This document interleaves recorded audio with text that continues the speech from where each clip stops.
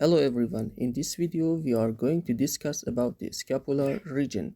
In the beginning we start with its limitations. First of all, the superior, which is a line drawn from the acromioclavicular articulation perpendicular to the vertebral column.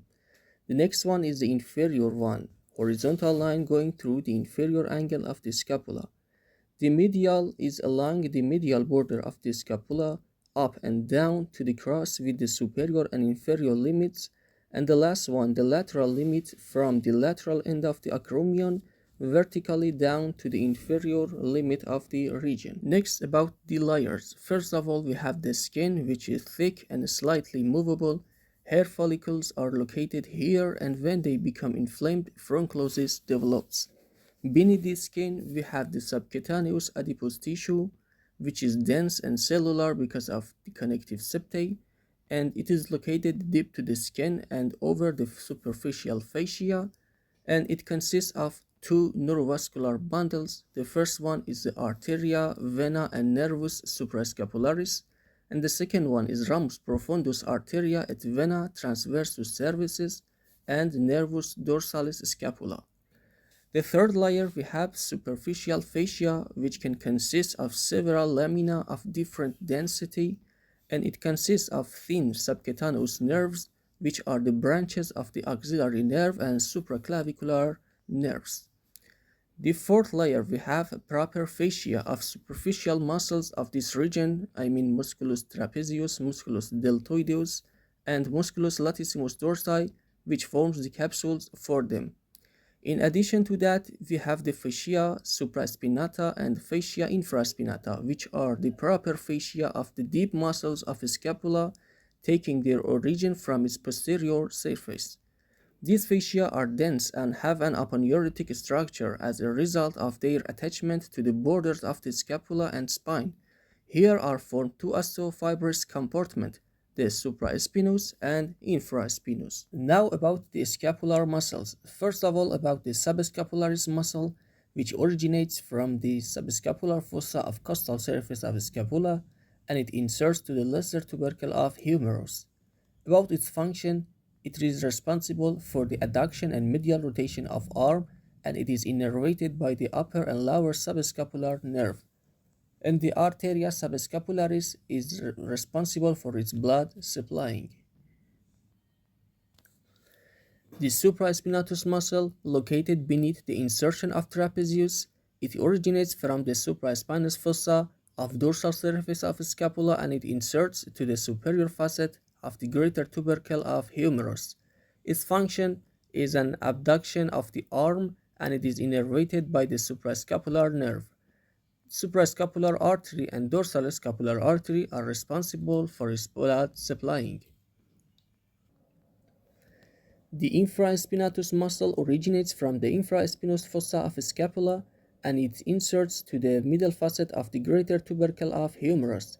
Its function is the lateral rotation of the arm, and it is innervated by the suprascapular nerve. The suprascapular artery and circumflex scapular artery are responsible for the blood supplying of musculus infraspinatus. The musculus teres major originates from the posterior surface of the scapula, and it inserts to the intertubercular sulcus of humerus, its medial lip. Its function are the extension, internal rotation, and adduction of the arm, and it is innervated by the lower subscapular nerve. The scapular circumflex artery and posterior circumflex humeral artery are responsible for its blood supplying. The musculus teres minor originates from the lateral border of dorsal scapular surface, and it inserts to the inferior facet of the greater tubercle of humerus. Its functions are extension and external rotation. It is innervated by the axillary nerve, and the scapular circumflex artery and posterior circumflex humeral artery are responsible for its blood supplying. And about the projections of the main neurovascular structures of this region, we have the arteria and nervus suprascapularis projected on the line going from the middle of the clavicle to the point corresponding to the base of the acromion. We have the ramus profundus arteria transversa cervicis, which goes along the medial border of the scapula, and we have the arteria circumflexa scapula, which enters to the infraspinous fossa through the lateral border of scapula. About the anastomosis, first of all, we have a connection between the arteria suprascapularis, ramus profundus, arteria transversa cervicis, and arteria circumflexa scapula. These branches are connected together in the subspinal cellular tissue in the depth of the infraspinatus.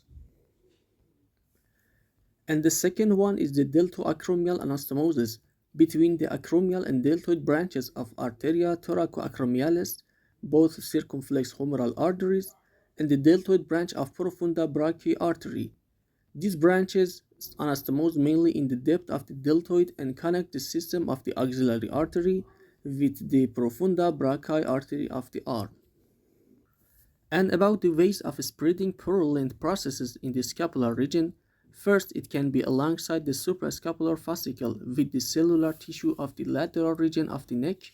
Second one can be alongside arteria et vena circumflexa scapula through the trilateral foramen with cellular tissue of the axillary fossa, and the last one alongside the tendons of the supraspinous and infraspinous muscle with the cellular tissue of the subdeltoid space.